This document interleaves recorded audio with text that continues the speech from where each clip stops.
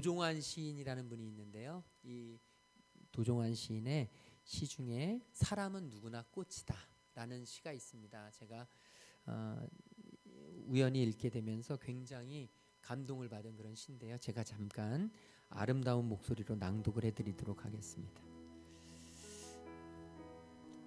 내가 힘들고 지칠 때는 나 혼자라는 생각을 하다가 다시 생각해보니 나는 나 혼자가 아니었다.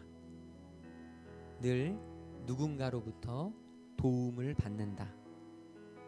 가까운 데 있는 사람들로부터 먼 데 있는 사람에 이르기까지 누군가의 도움으로 내가 살아 있는 것이다. 나에게 용기를 주는 사람, 나를 위해 먼 데서 전화를 해주는 사람, 약이 될 만한 것을 찾아서 보내는 사람, 찾아와 함께 걱정해 주는 사람, 그런 사람들의 도움으로 내가 서 있는 것이다. 그들의 마음, 그들의 격려, 그들의 화살 기도를 고마워할 줄 알아야 한다.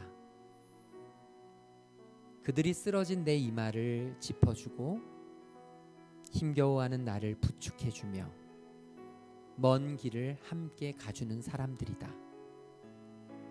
보이지 않는다고 세상은 나 혼자라고 말해서는 안 된다. 한 개의 과일이 결실을 이루기까지 비바람에 시달리는 날들도 많았지만 그 비와 바람과 햇빛을 받으며 이거운 날들을 잊어서는 안 되는 일이다. 꽃 한 송이도 지치고 힘든 일들이 많았지만 그 하루하루가 쌓여 아름다운 꽃을 피운 것이다. 사과나무도 밤나무도 그렇게 가을까지 온 것이다. 곽꽃도 들국화도 코스모스도 다 그렇게 꽃핀 것이다. 비바람과 햇빛이 그런 것처럼 눈에 보이지 않지만 힘을 준 것들도 많은 것이다. 제가 어린이 주일 말씀을 준비하고 묵상하면서 이 시가 눈에 들어왔습니다. 한 아이가 성장해서 어른이 되기까지 이 시에서 나오는 내용처럼 참 많은 시련과 인고의 시간이 필요하죠. 그렇지만 그럼에도 불구하고 그 꽃을 피우고 그 열매를 맺기까지 나 혼자 살아온 것 같지만 사실은 나 혼자가 아니었고 주변에 도움의 손길들이 너무나 많았던 것입니다. 자녀에게 부모란 이런 존재가 되어야 하지 않을까 저는 생각해 보았습니다. 세상에 사람들의 삶에 찌들고 쫓기고 시달려 힘겨워하는 우리 자녀들을 곁에서 따뜻하게 부축하고 지지하며 먼 길을 함께 가줄 수 있는 존재. 부모란 바로 이런 존재가 되어야 하지 않을까 생각해 보게 되었습니다. 때로는 눈에 띄게 또 때로는 눈에 보이지 않게 곁에서 힘을 주고 위로하며 동행해 줄 수 있는 그런 존재. 저는 우리가 그런 부모가 되면 참 더 이상 바랄 것이 없겠다라는 마음을 갖게 되고 또 그런 부모가 아니라 할지라도 그런 삼촌이 되고 그런 고모가 되고 그런 이모가 되고 그런 할머니가 된다면 우리는 충분히 아이의 생명을 위해서 굉장한 존재 가치를 가지는 그런 하나님의 사람이 아닐까 싶습니다. 세상에 자식을 사랑하지 않는 부모는 아마 없을 것입니다. 상황이 있어서 형편이 어려워서 자녀들에게 까칠하게 그렇게 하긴 하지만 모든 세상의 부모는 자식을 사랑하죠. 그 방법이 좀 잘못되긴 했지만 그래서 오죽하면 고슴도치도 자기 새끼는 귀한 줄 안다고 아무리 세상에서 까칠하게 보이는 고슴도치도 자기의 자식만큼은 귀하고 사랑해 줄 줄 아는 그런 이야기가 있죠. 저도 그렇지만 자식을 위해서라면 부모는 자기 생명도 아끼지 않습니다. 어떤 상황 어떤 형편에서라도 내가 잘 되는 것보다 자녀가 잘 되는 것이 우선인 게 부모죠. 그런데요, 참 아이러니하게도 그런 사랑하는 자녀들에게 가장 고통을 주는 사람이 있다면 그 1등도 부모가 아닐까라는 생각을 해보게 됩니다. 부모 때문에 많은 도움도 받고 부모 때문에 행복하기도 하지만 제가 이렇게 살아가면서 경험해 보면 우리 자녀들이 가장 큰 고통을 받는 존재가 부모가 아닐까. 친구 때문에도 힘들기도 하고 선생님 때문에도 힘들기도 하고 주변에서 만난 주변 사람들 때문에 힘들기도 하지만 자녀들은 항상 부모 때문에 힘들고 어려움을 많이 겪는 것 같습니다. 우리는 이쯤에서 질문을 하지 않을 수가 없습니다. 부모들이 그토록 자식을 사랑하는데 그렇게 사랑하는 자녀에게 도대체 원치 않는 고통과 불행을 주는 까닭은 도대체 무엇일까? 여러분은 무엇이라고 생각하십니까? 여러분들도 자녀들을 다 사랑하시고 주변의 아이들을 다 사랑하는데 왜 나는 그렇게 사랑하는 자녀에게 늘 언제나 상처와 아픔을 많이 주게 되는 것일까? 그것은 뭐 여러 가지 이유가 있겠지만 무엇보다 자녀를 사랑하는 것에 대한 지식과 지혜가 부족하기 때문이 아닐까. 누군가를 진짜 사랑하는데 누군가를 진짜 사랑해서 나는 나 나름대로는 사랑을 해주는데 그 사람에 대한 그 사랑하는 방법에 대한 지식이 없을 때는 때때로 생사람을 잡는 경우가 참 많다는 것이죠. 누군가를 진짜 사랑한다면 사랑하는 방법도 배워야 합니다. 내가 누군가를 위해서 선물을 주고 싶다면 그 사람이 원하는 것을 깨달아 알아야 하죠. 내가 정말 열심히 준비해서 선물을 해줬는데 하필이면 그 사람이 제일 싫어하는 것을 선물해 줬다면 그것은 그 사람을 사랑하는 게 아니라 오히려 아프게 하는 것이 되기 때문입니다. 그래서 무지한 사랑은 종종 무례한 사랑으로 이어지기가 쉽습니다. 무지한 사랑은 사랑하는 사람에게 깊은 상처를 주게 마련입니다. 드라마 한때 핫했던 응답하라 시리즈가 있잖아요. 그 응답하라 1988에서 1화에 나오는 장면인데 저는 아직도 잊을 수가 없어요. 그 장면을 생각하면 정말 마음이 짠해집니다. 그 여자 주인공 덕선이라고 하는 여자 주인공의 생일 장면 이야기인데 생일을 이제 가난한 집에서 하는데 두 딸과 한 아들이 있는데 둘째가 덕선이고 첫째가 보라라는 아이인데 첫째와 둘째의 생일을 같이 해주는 거예요, 부모님이. 옛날엔 다들 그러셨잖아요. 뭘 이렇게 따로따로 하냐, 그냥 비슷하니까 같이 하자. 생일을 하는데 엄마 아빠가 장녀는 장녀라고 맏딸이라고 계란 후라이를 주고 또 막내는 막내라고 닭다리를 주고 그런데 둘째인 이 덕선이는 아무것도 받지 못하는 거예요. 너무 속상했죠. 그래서 울면서 외칩니다. 내가 만만해? 내가 언니랑 생일 같이 안 한다고 했잖아. 나도 닭다리 좋아하는데 나도 계란 후라이 좋아하는데 왜 나한테만 그러냐고. 가슴이 짠하게 울리는 거예요. 여기서 둘째가 계신 분들 계시라면 아마 굉장히 많이 공감이 되는 둘째들이 물론 3명 중에 둘째죠.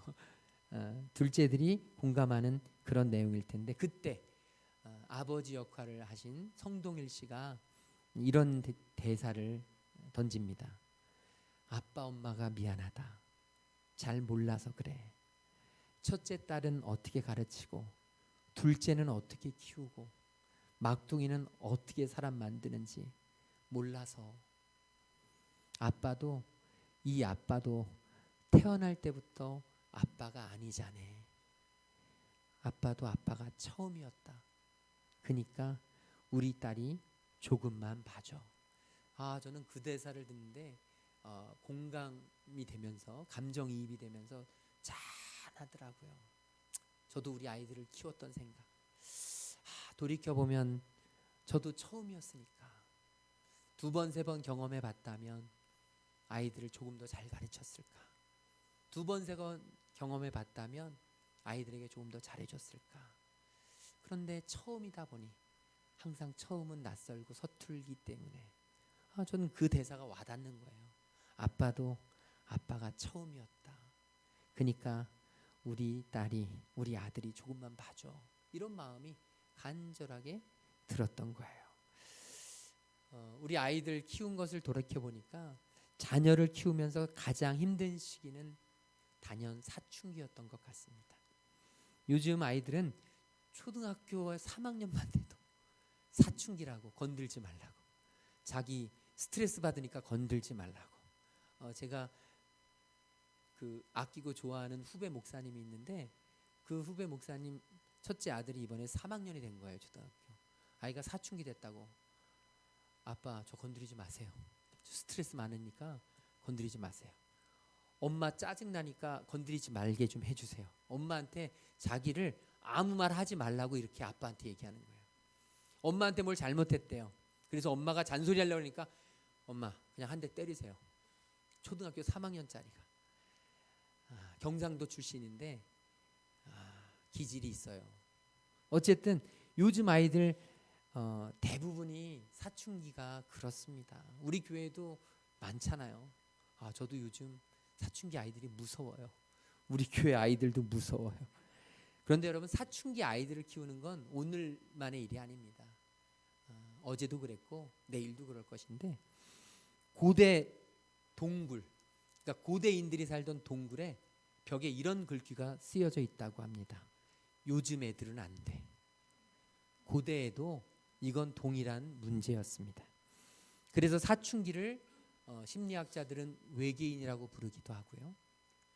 또 정신과 의사들은 정신분열증 초기 증세라고 하기도 하고, 사춘기 아이들에 대해서는 이제 일반인들과 정상인들과 같이 보면 안 된다, 이렇게 이야기를 합니다. 그런데 이 청소년 사춘기를 전문적으로 연구하는 사람들은 이렇게 이야기합니다. 사실은 사춘기 아이들도 문제인데 사춘기 아이들은 어찌 보면 당연한 것이다. 아이가 어른이 되어가는 과정 속에서 아이는 마땅히 겪어야 할 것을 겪는다. 그런데 문제는 하필이면 아이가 사춘기를 겪을 때 부모가 갱년기를 겪는다는 게 문제다. 부모가 평상시 건강할 때, 그냥 아무렇지도 않을 때라면 충분히 이해해주고 품어줄 수 있는데, 부모가 갱년기가 되다 보니까 서운하고 속상하고 화가 나고 그러면서 더 갈등이 심해진다는 얘기를 하는 것을 제가 들은 적이 있습니다. 그래서 그들이 하는 이야기가 뭐냐면, 아이들이 자신들을 위해서 부모가 얘기하는 줄을 몰라서나, 부모가 얘기하는 게 틀려서나, 부모가 얘기하는 것이 싫어서 부모의 말을 안 듣는 게 아니라, 왜 안 듣냐 하면 기분 나빠서 부모의 말을 안 듣는다는 것입니다. 왜냐하면 부모들에게는 놀라운 은사가 있기 때문이죠. 옳은 말, 맞는 말을 참으로 기분 나쁘게 하는 은사. 우리 부모들에게는 참 이런 은사가 있는 것 같습니다. 오늘 말씀해 보게 되면 우리 한번 다시 읽어볼까요? 시작. 또 아비들아 너희 자녀를 노엽게 하지 말고 오직 주의 교훈과, 너희 자녀를 노엽게 하지 말고, 이것이 이런 의미가 아닐까. 틀린 말을 해서 노엽게 한다는 거나, 잘못된 얘기를 해서 노엽게 한다는 거나, 욕을 해서 노엽게 한다는 게 아니라 맞는 말도 옳은 말도 기분 나쁘게 해서 아이를 노엽게 하는 일은 없어야 하지 않을까 생각해 봅니다. 제가 참 좋아하는 목사님 중에 김동호 목사님이라는 분이 계세요. 높은 뜻 연합 선교회라 그래서 높은 뜻 숭의교회라고 교회를 크게 목회하시다가 그 교회를 4개로 나누고 그 교회가 다시 6개가 되고 8개가 되어서 지금은 10개가 된 그런 교회의 목사님이신데, 지금은 암에 걸리셔서 암에 걸린으로 한 몇 년 동안 유튜브 방송을 하시면서 날마다 기막힌 새벽, 날기새라고 하는 유튜브 방송을 암 환자들과 함께 하시는 분이에요. 그런데 이 목사님이 이제 자녀 양육에 대한 전문가인데, 이 목사님이 어렸을 때 자전거를 배우게 될 때 아주 놀라운 진리를 깨달았다고 합니다. 목사님의 아버지가 이렇게 가르치셨대요. 자전거 타는데 이 목사님이 자꾸 넘어지니까 그때 뒤에서 한마디 외치셨대요. 넘어지는 쪽으로 핸들을 틀어라. 넘어지는 쪽으로 핸들을 틀어라. 여러분 자전거 탈 때는 한번 생각해 보세요. 이렇게 넘어지려 그러면 어떻게 해요? 반드시 핸들을 바로 꺾잖아요. 그러면 100% 넘어지는 거예요. 넘어지려고 할 때 핸들을 틀면 반드시 넘어지는 거예요. 그런데 넘어지려고 할 때 그쪽으로 핸들을 틀으면 다시 일어서는 거예요. 이게 참 아이러니하지만 역설의 법칙입니다. 먼저 넘어지는 방향으로 방향을 틀고 나서 나중에 균형을 잡는 거예요. 때가 되면, 시간이 되면. 사춘기 아이들에게도 마찬가지라는 것이죠. 먼저 그 아이들의 삶의 방향으로 방향을 틀어야 된다. 우리는 부모인데 아이가 자꾸 삐뚤어지고 아이가 잘못된 길로 가는 것 같을 때 우리는 항상 방향을 바로 틀어버려서 아이들을 꺾어버리고 아이들을 교육시켜버리고 아이들을 바로 잡아버리고 그래서 아이들을 바로 키우겠다고 생각하지만 사실은 그건 욕심이라는 것이고 그런 아이들은 부러지게 된다는 것입니다. 이분이 김동호 목사님이 쓴 책에 자식의 은혜를 아는 부모라는 책이 있는데 그 책이 오래전에 나왔다가 새롭게 개정이 되었습니다. 그런데 그 책 표지에 이런 글귀가 쓰여 있습니다. 제가 읽어드리겠습니다. 교회에서 열린 가족 찬양 대회에서 나는 큰 아이에게 피아노 반주를 하라고 말했다. 큰 아이는 내 앞에서 아무 말도 안 하더니 제 엄마에게 피아노 치기 싫다고 한 모양이었다. 그때 아내는 깊이 생각하지 않고 아이를 나무랐다고 한다. 이놈아, 아빠가 월급 타다가 밥 먹여주고 공부시켜주고 피아노까지 가르쳐 주었는데 그것도 안 하겠다면 쓰겠냐? 그 이야기를 듣고 나는 아이에게 편지를 썼다. 아빠는 내가 태어나 얼마나 기뻤는지 모른다. 내가 나에게 준 기쁨은 평생 갚아도 갚을 수 없을 만큼 크단다. 그건 내게 진 빚과 같은 거야. 내가 나에게 빚이 있다면 사실은 나도 내게 빚이 있단다. 그러니 아빠에게 진 빚 때문에 억지로 피아노 치지 않아도 된다. 피아노 치기 싫으면 피아노 안 쳐도 돼. 대회가 있던 날 아이는 아무 소리 없이 피아노를 쳤다. 마지못해 친 것이 아니라 기쁜 마음으로 피아노를 쳤다. 나는 편지 한 장으로 자녀의 마음을 얻게 되었고 자녀를 교육할 수 있는 권한과 기회 또한 얻게 되었다. 이분은 교육학을 전공하신 분이에요. 굉장히 아이들을 교육적으로 제대로 양육시키는 그런 분인데 이분에게 두 아들이 있는데 큰 아들은 굉장히 모범생이고 둘째 아들은 굉장히 문제아라고 합니다. 그런데 이 둘째 아들을 키울 때 아들이 청소년기 사춘기 때 귀를 뚫고 귀걸이를 했다고 해요.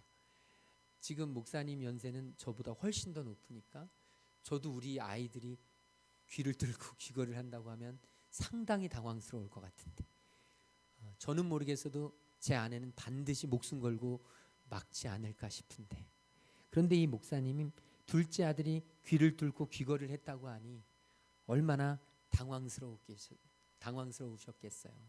굉장히 화가 나고 막 속상한데 목사님이 교육학자라 그랬잖아요. 원칙에 철저하신 분이에요. 이분은 화날 때는 얘기하지 않는 걸 원칙으로 정했습니다. 화가 날 때는 말하지 않는 거. 그 자리에서 쏟지 않는 거. 그래서 참았다고 합니다. 그리고 글을 쓰셨대요. 너무 화가 나고 억울해서 글이 안 써지더랍니다.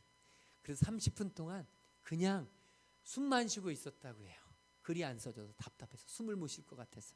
근데 한 30분 지나니까 글이 좀 써지더래요. 그래서 이런 글을 썼다고 합니다. 내가 목사지 지가 목사냐? 둘째 아들을 두고 하는 얘기입니다. 목사가 귀를 뚫으면 문제지만 목사 아들이 귀를 좀 뚫었기로서니 뭐가 어떠냐? 애가 그럴 수도 있지. 아들은 귀를 뚫고 싶다고 바로 뚫은 게 아니다. 애비 때문에 참다 뚫었을 테다. 그러니 애비도 참다 이야기해야 하지 않겠나. 그러면서 이 목사님이 몇 달 후에 이야기하기로 마음을 먹었다고 해요. 그리고 그것도 말만 하기로, 억지로 떼어내거나 억지로 귀걸이를 못하도록 하는 게 아니라 그냥 그것에 대해서 이야기만 하기로. 왜냐하면 하나님도 그러실 테니까. 하나님도 우리를 억지로 강제로 만드시는 분이 아니니까. 하나님은 우리를 하염없이 기다리시고, 하나님은 우리를 끊임없이 기다리시고, 하나님은 우리에게 끊임없이 돌아올 기회를 주셨으니까. 참 복음적이잖아요. 그러면서 스스로 아주 멋진 아빠라고 자아도취되어서, 그러면서 마지막으로 이렇게 피날레를 장식하셨다고 합니다. 전화를 했대요. 너 귀 뚫었냐? 네. 돈 없어서 싸구려로 했지? 네. 와라. 아빠가 좋은 것으로 사줄게. 참 제가 그 얘기를 들으면서 사춘기 아이들에 대해서 이렇게 접근해 보는 거 참 중요하지 않을까 생각해 보았습니다. 우리는 자꾸 내가 세운 기준으로, 내가 원하는 방법으로, 아이들이 넘어질 것 같으면 자꾸 반대 방향으로 핸들을 틀어버리려고 애를 쓰는데, 때로는 그 아이의 삶의 방향으로 같이 틀어보면 나중에 시간이 지나면 아이가 스스로 균형을 맞추고 자전거를 배우게 되는 그런 일들을 우리가 보게 되지 않을까 싶습니다. 이렇게 지식적으로는 잘 알고 있지만, 그런 저도 우리 아이들을 키우면서 생각해 보면 참 많이 아팠다, 힘들었다, 실수했다, 모자랐다, 이런 결론을 낼 수밖에 없게 되었습니다.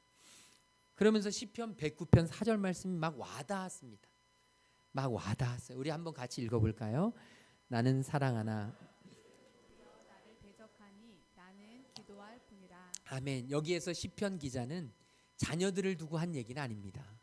하지만 저는 자녀들을 키우면서 이 말씀이 그렇게 와닿아요.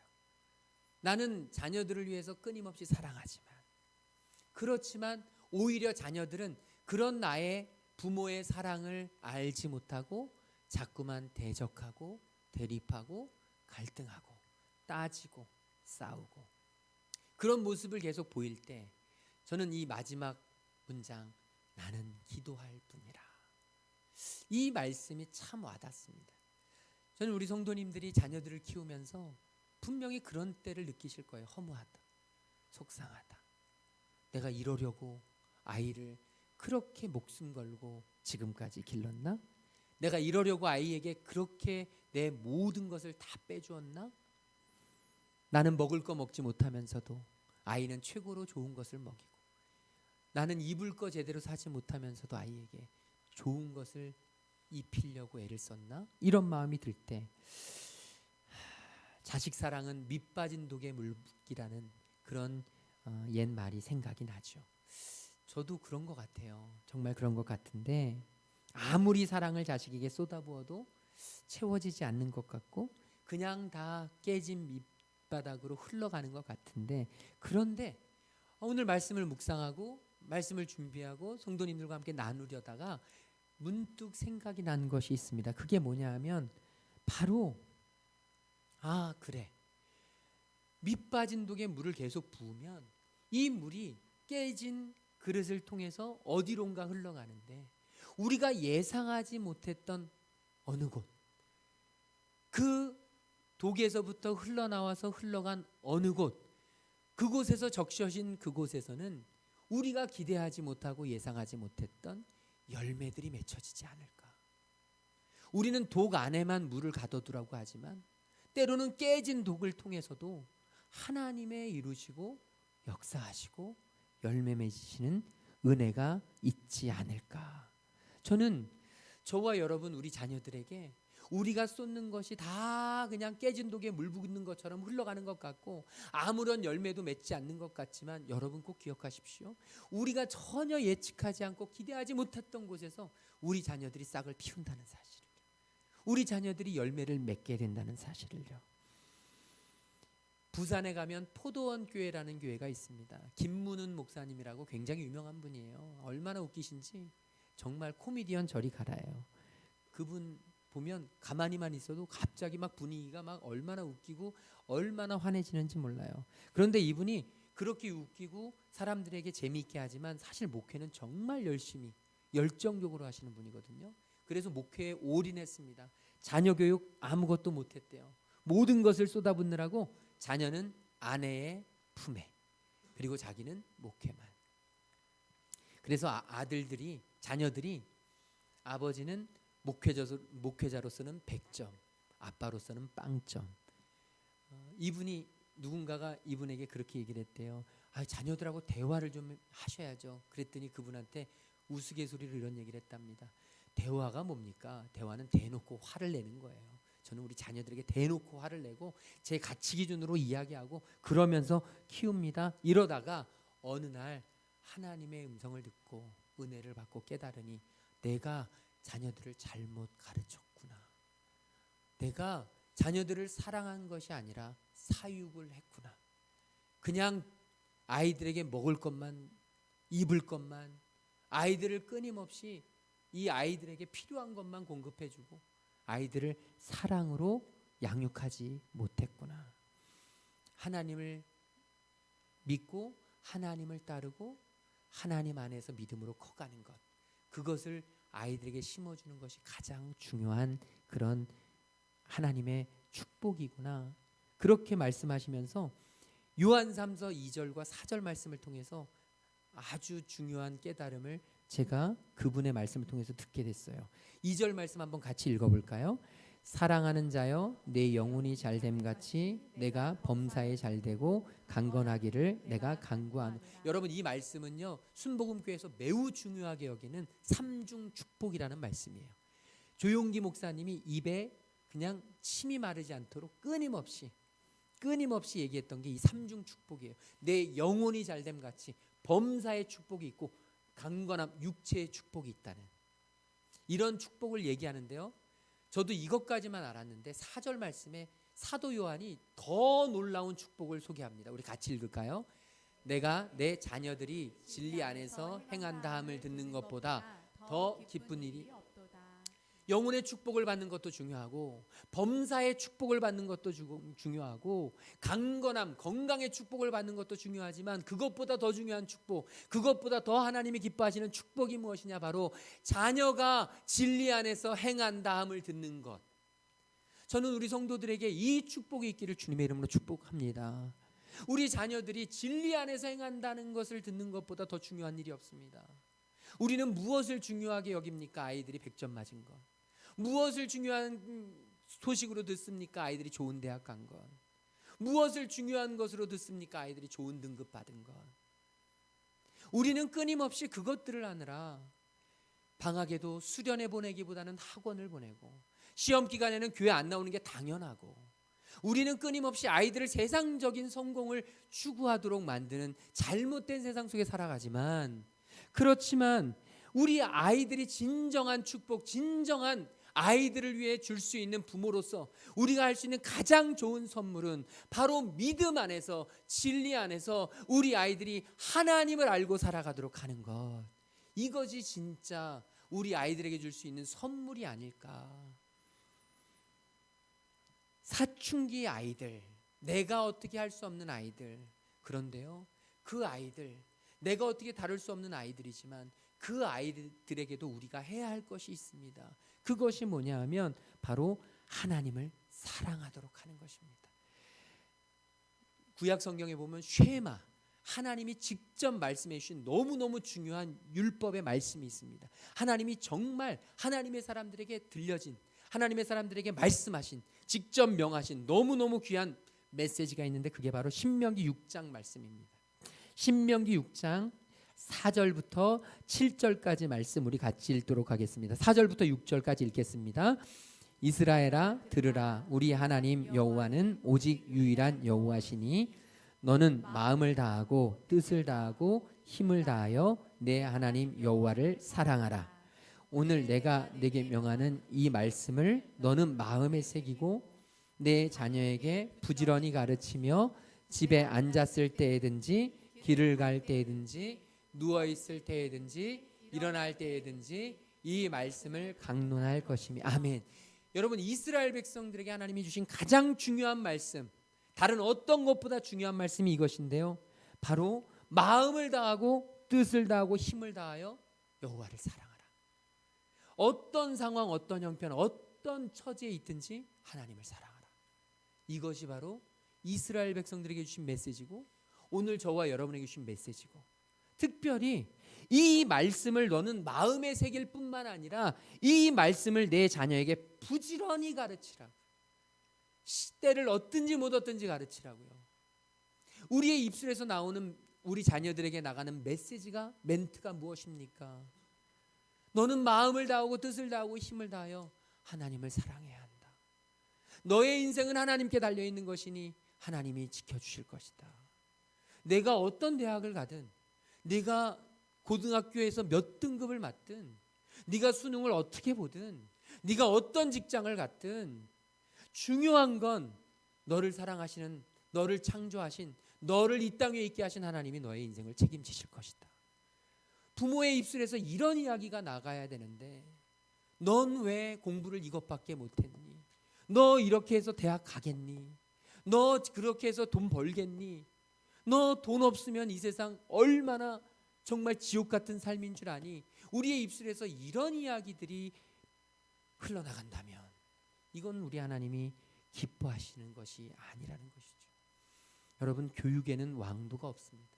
자녀를 키우는 것에는 정답이 없습니다. 내가 경험한 것이 전부인 것처럼 생각하는 건 착각일 뿐입니다.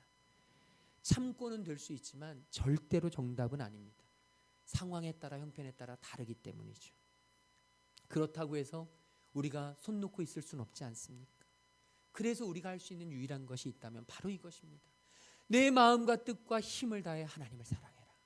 다른 모든 것은 케이스 바이 케이스고, 다른 모든 것은 상황에 따라 다르지만 하나님 사랑하는 것만큼은 절대 양보할 수 없다. 하나님 앞에 예배하는 것만큼은 절대 양보할 수 없다. 우리 교회 자유로운 교회입니다. 목사인 제가 자유로운 영혼입니다. 그래서 우리 성도들에게 자유함을 줍니다. 너무너무 자유함을 많이 준 것 같아요. 저는 자유함 주는 건 좋습니다. 하지만 여러분, 그럼에도 불구하고 결코 변하지 않는 것이 있습니다. 아무리 내가 자유해도, 아무리 내가 자유가 있어도 하나님 사랑하는 것, 하나님 예배하는 것엔 자유가 있을 수 없습니다. 하나님 사랑하지 못하면 죽습니다. 하나님 예배하지 않으면 죽습니다. 이 자리에만 나와서 예배드리지 말라는 것이지, 이 자리에만 나와서 예배드리는 게 전부가 아니라는 것이지, 여러분, 이 주일날 예배드리지 않고도 살아갈 수 있는 것 아닙니다. 죽습니다. 예배를 한 주, 두 주 빼먹으면 심장마비로 죽습니다. 호흡곤란으로 죽습니다. 하나님의 사람이 예배 없이 살아간다는 건 밥 안 먹고 살아간다는 거랑 똑같습니다. 저는 소망합니다. 왕도는 없지만 우리가 끊임없이 하나님을 사랑하는 것을 우리 자녀들에게 가르칠 수 있도록, 사춘기 지나면 여러분이 아무리 가르치려고 해도 가르칠 수 없습니다. 그래서 어렸을 때 교육이, 조기 교육이 필요합니다. 분당에 가면 만나교회라는 큰 교회가 있습니다. 그 교회 목사님이 김병삼 목사님이라는 분인데, 이분은 아들과 딸이 있는데 아들은 전교 1등을 할 정도로 굉장히 우수하다고 해요. 이분이 똑똑하신 분이고 유학도 갔다 오신 분이고, 그러다 보니까 아들을 키울 때 굉장히 자긍심이 강했다고 합니다. 그런데 안타깝게도 딸은 전교 꼴등을 한다고 해요. 했다고 합니다. 그런데 그 이유는 장애가 있기 때문이에요. 장애가 굉장히 커서 자녀에게 맞는 부모가 많지 않잖아요. 그런데 이 목사님은 몸에 상처도 있다고 합니다. 딸에게 맞아서. 그 딸은 9층에서 뛰어내리겠다는 말을 수도 없이 한대요. 그래서 이 목사님이 베란다에서 그 딸을 안고 들어올 때 펑펑 울며, 저도 처음 알았습니다. 오늘 말씀을 준비하면서 펑펑 울며 그 딸을 생각하는 그 마음. 그래서 이분은 굉장히 원칙론자고 가르치는 걸 좋아하고 교육에 대한 아주 자부심이 강한데, 그래서 설교도 단호합니다. 그런데 이분이 교육에 대해서만큼은 전혀 원칙이 통하지 않는 경우가 있음을 이야기합니다. 그런 딸에게는 절대로 교육의 원리는 통하지 않는데요. 자식에 대한 아픔을 가지고 있는 그런 사람들에게는 아무리 교육 얘기해도 아무 소용이 없다는 것이죠. 이 목사님이 콜럼버스라는 미국의 도시에서 유학을 할 때인데요. 그때 한국 이주민들은 다 엘리트들이었다고 합니다. 의사, 변호사, 교수, 사업가, 큰 사업가.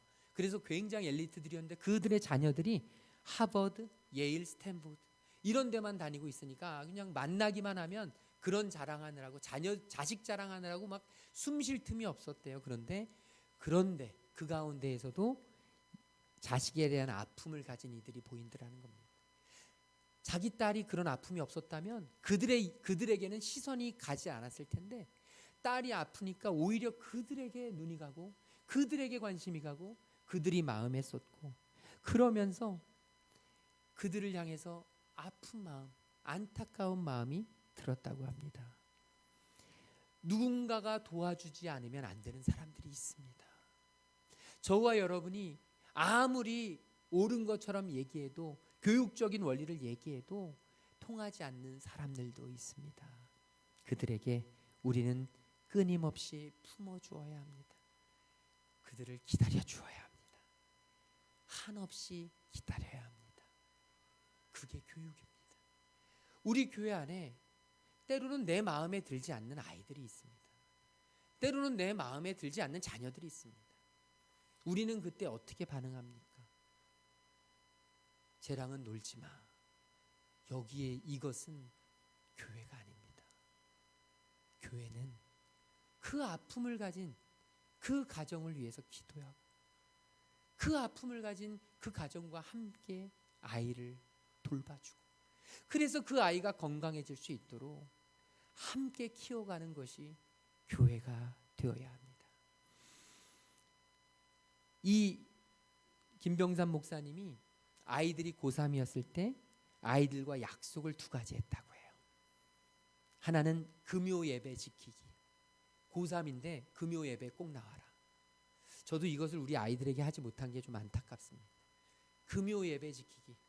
고3 시절 금요 예배는 빠지지 말고 드려라. 또 하나가 있는데 매일 잠언 1장씩 읽자. 매일 잠자기 전에 잠언 1장씩 고3이지만 읽자. 이 약속을 했대요. 아이들에게 이 약속을 했던 이유가 뭐였냐면 가르치고 싶었던 것이 있는데 그게 뭐냐? 너희들의 인생에 가장 중요한 때를 지나고 있을 때 너희들의 인생에서 절체절명의 순간을 지나고 있을 때 너희들의 인생에 진짜 중요한 게 무엇인지를 놓지 않았으면 좋겠다. 전 우리 성도님들, 저와 여러분들이 우리 자녀들을 향해서 이렇게 가르치는 부모가 되기를 소망합니다. 우리 자녀들을 믿음으로 양육할 수 있는 길은 바로 이것입니다. 우리 자녀들이 인생의 중요한 시기를 지날 때 그때 진짜 중요한 것을 놓지 않는 법.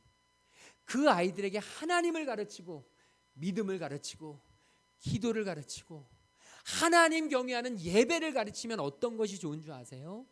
이 아이들이 혼자 나가서 살아갈 때 그래서 그곳에서 좌절과 절망을 경험할 때 여러분과 저의 손이 미치지 못하는 그 순간에 있을 때 그 아이들은 그곳에서 무릎을 꿇게 되고 하나님을 보게 되고 예배자가 되고 그래서 하나님이 돌보시는 은혜를 누리게 된다는 것입니다.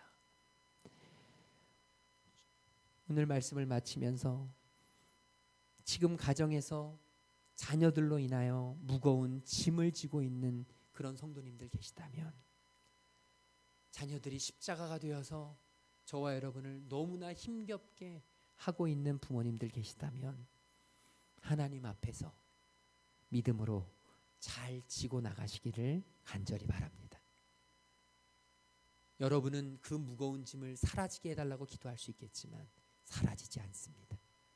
절대 그 무거운 짐은 저와 여러분이 지고 나가야 하는 것입니다. 그런데 여러분 그 무거운 짐을 묵묵히 믿음으로 하나님의 은혜 안에서 지고 나가다 보면 그 무거운 짐이 언젠가는 강력한 힘이 될 것입니다. 저와 여러분 우리 가정을 살리고 우리 교회를 살리고 이 나라를 살리는 놀라운 하나님의 일꾼이 될 수 있도록 우리 자녀들을 믿음으로 가르치고 믿음으로 양육하고 그들에게 하나님 사랑하는 법을 목이 터져라 외칠 수 있는, 다른 어떤 것은 다 양보해도, 다른 어떤 것은 학원 빠지는 거, 놀러 다니는 거 다 양보해도, 여러분 하나님을 예배하는 것을 빠지는 것, 하나님 사랑하는 것을 양보하는 것, 이것은 양보하지 않는 믿음의 자녀들 되시기를 주님의 이름으로 축복합니다. 우리 옆 사람에게 인사 나누겠습니다. 믿음으로 양육합시다. 우리 인사 나누겠습니다. 우리 다 함께 자리에서 일어나셔서 우리 찬양하겠습니다. 작은 갈대 상자, 우리 모세를 바라봤던 요게벳의 심정으로 우리 이 찬양 하나님께 맡깁니다. 하나님께 맡깁니다. 우리 이 찬양 하나님 앞에 드리고 같이 기도하겠습니다. 작은 갈대 상자 물이 새지 않도록 이 역청과 나무 뒤를 칠하네.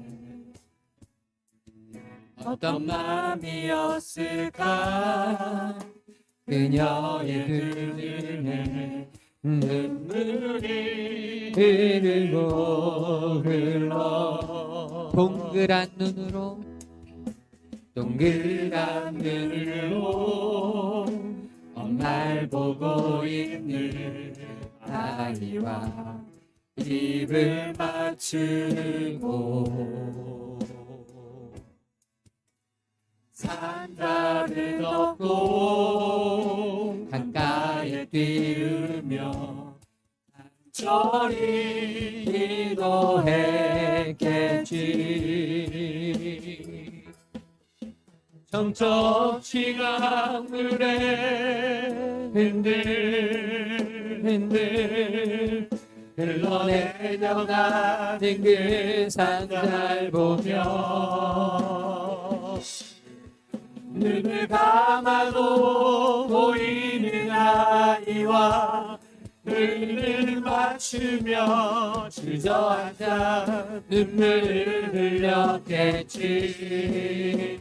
너의 삶의 참주인 너의 참을 보이신 하나님 그 손에 너의 삶을 맡기리라.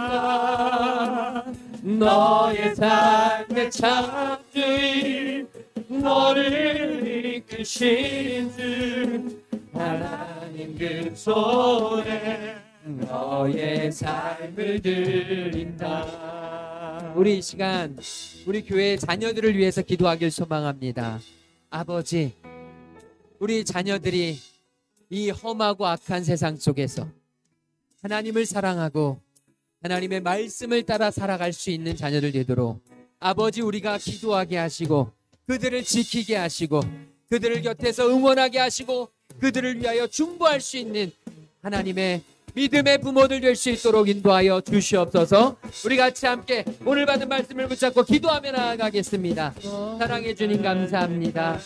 하나님 우리의 사랑하는 자녀들을 내 마음에 품고 우리 자녀들에게 하나님의 은혜를 나누고 믿음으로 주 앞에 나아가 하나님을 바라보며 하나님의 은혜를 누리며 아버지 우리 귀한 자녀들이 믿음 안에서 하나님을 사랑할 수 있도록 아버지 하나님 온 몸과 마음과 뜻을 다하여 하나님을 예배할 수 있도록 아버지 예배가 그들에게 생명이 되게 하시고 소망이 되게 하시고 하나님을 찾고 하나님을 예배하는 것이 이 땅 위에서 가장 소중한 일임을 아버지 주님 앞에 나아가 하나님 때를 어쩐지 못하는데 하나님을 사랑하고 하나님을 예배하며 하나님 앞에 나아갈 수 있는 주님의 귀한 자녀들 아버지 하나님의 귀한 백성으로 삼아주시고 믿음으로 길러낼 수 있는 믿음의 아버지 하나님 요람이 되게 하시고 하나님의 은혜로 하나님 앞에 가까이 갈 수 있는 아버지 하나님 믿음의 자녀들 될 수 있도록 인도하여 주시고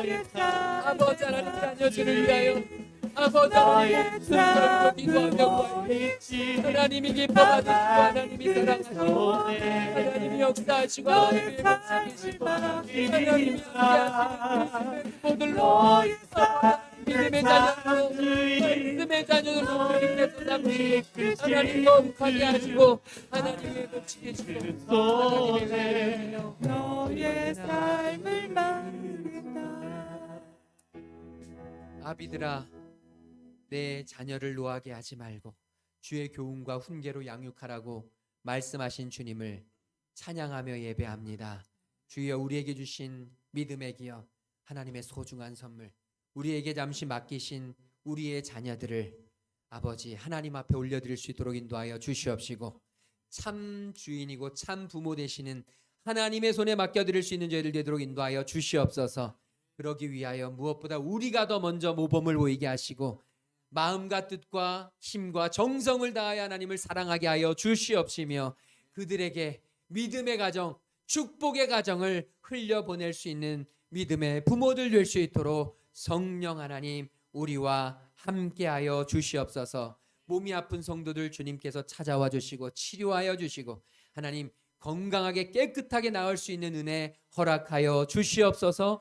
마음이 아픈 하나님의 성도들, 관계가 아픈 하나님의 자녀들 주님께서 위로하시고 회복시키시되 하나님 더욱더 영적인 평강을 그들에게 허락하여 주시옵소서. 주님 앞에 예배하는 자녀들 영육간의 강건함으로 날마다 함께하여 주시옵시고, 주님 앞에 특별히 귀한 예물 드리는 손길들 하나님의 것을 구별하고 하나님께 감사하고 하나님의 은혜에 감사해서 기도의 제목을 적어드리는 하나님의 손길들 주님께서 붙잡아 주시고 하늘문을 여시사 하나님 쌓을 곳이 없는 놀라운 하나님의 축복으로 함께하여 주시옵소서. 이제는 십자가 사랑으로 우리를 살리신 우리 주 예수 그리스도의 그 놀라우신 구속의 은혜와 하나님 아버지의 한이 없으신 사랑하심과 성령 하나님의 감화감동 역사 충만하심이 이제 우리 귀한 자녀들을 하나님의 손에 맡겨드리고 믿음으로 자녀를 양육하며 살아가기로 결단하고 돌아가는 하나님의 자녀들 머리 위에 지금부터 영원토록 함께 계시기를 간절히 축원하옵나이다. 아멘.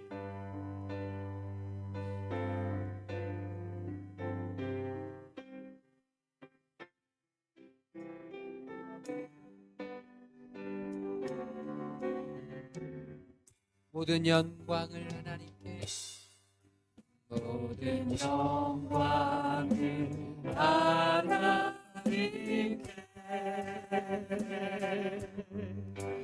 모든 영광을 하나님께,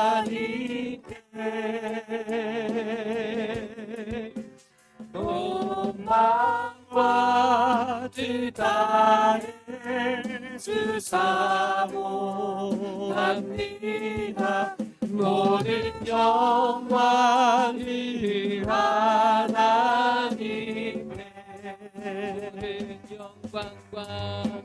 모든 영광과 존귀와 능력 주님 받으소서. 주님 받으소서. 영광과 존귀와 능력 주님 받으소서. 주님 받으소서.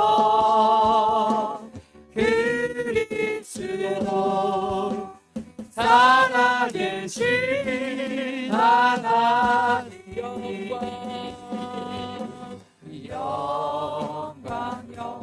할렐루야.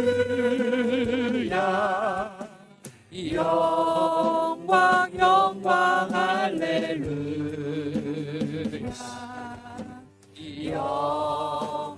영광 할렐루야. 또 승리하리라.